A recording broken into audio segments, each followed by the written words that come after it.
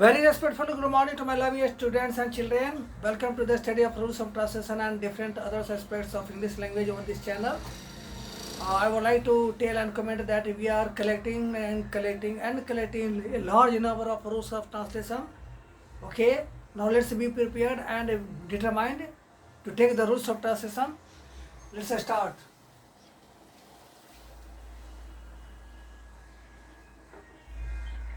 There are such sentences of Hindi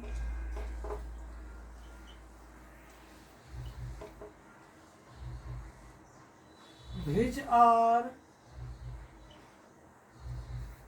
affirmative in the past tense. They do have two parts. The first part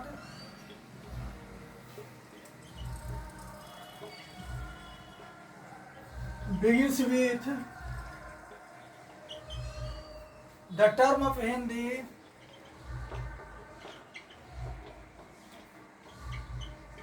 like एक with a noun and a preposition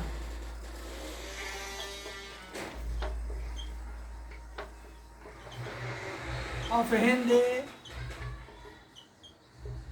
में. The second part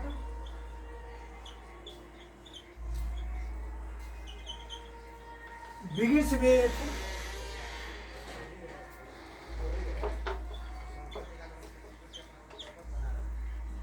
the word of Hindi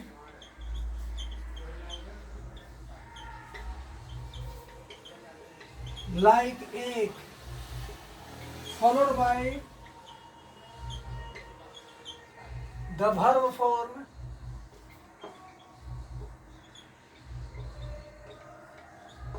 क्रिया plus था थी थे. In the second sentence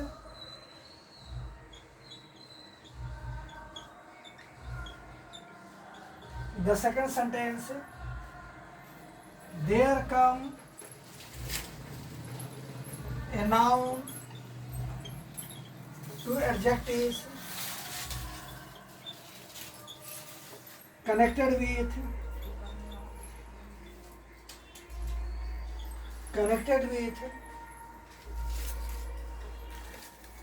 the word of Hindi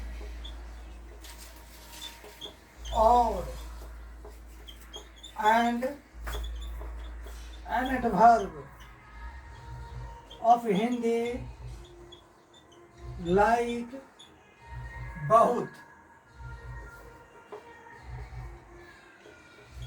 It is changed into English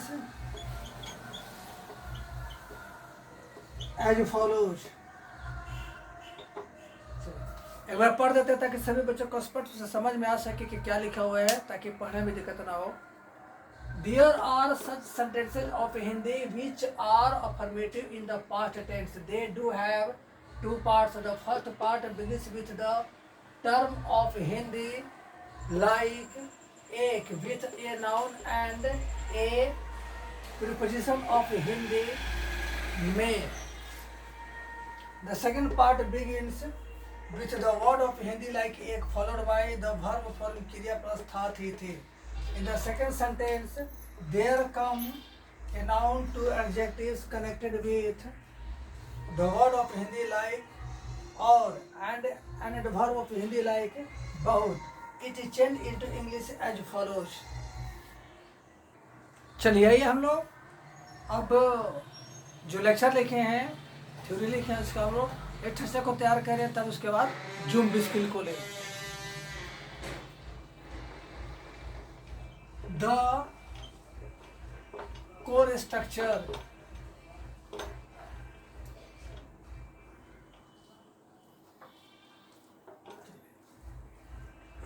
there plus V2 plus a plus very plus adjective plus and plus adjective plus noun bracket में second sentence.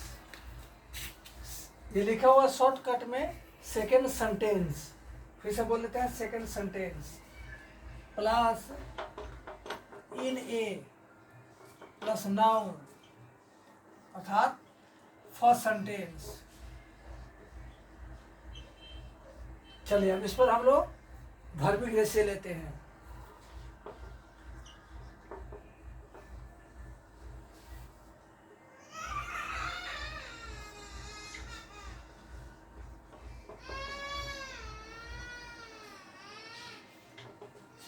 पहला बात,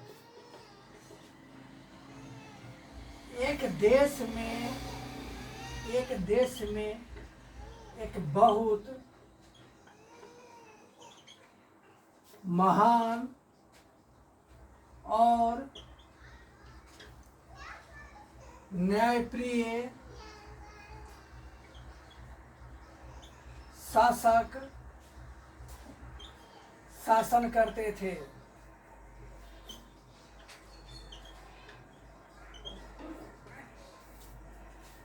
दूसरा बात, एक गांव में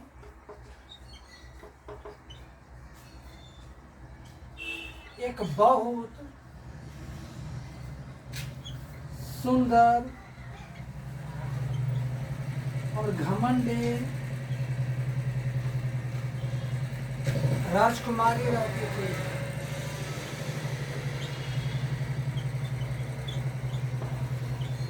चलिए अब सभी बच्चों को समझा दे। हमारी हिंदी बोलचाल की भाषा में, व्याकरण में और साहित्य में हिंदी के बहुत से वाक्य होते हैं जो कि माने जाते हैं कि अफर्मेटिव होते हैं और वाक्य पास्ट टेंस में होता है। वाक्य क्या होता है? अफर्मेटिव होता है और वाक्य पास्ट टेंस में होता है।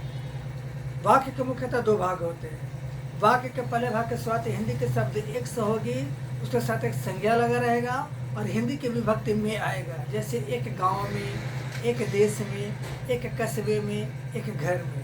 ठीक। दूसरा वाक्य के साथ फिर हिंदी के शब्द एक से होगी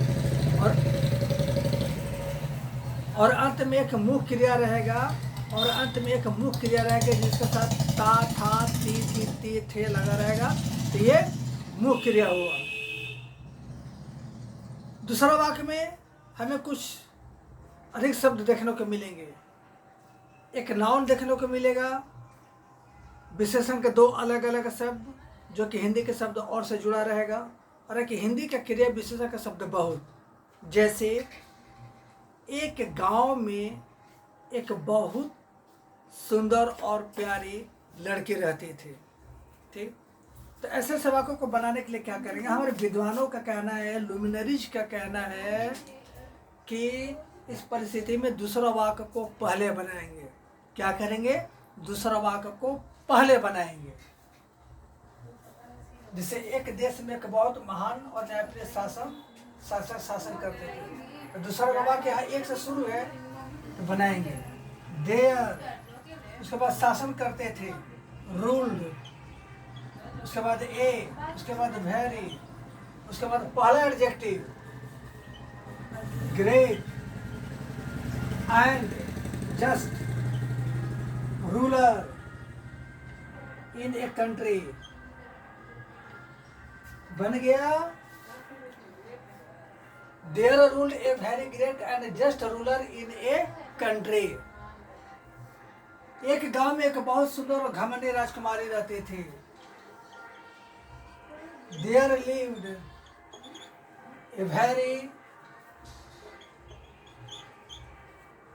pretty and arrogant princess। उसी तरह से कुछ और वाक्य हम और बोल लेते हैं।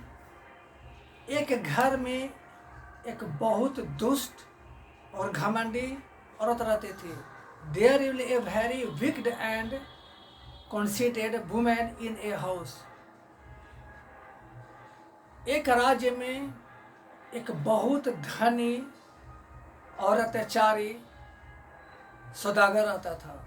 There lived a very wealthy, चाहे fluent and treacherous merchant in a state.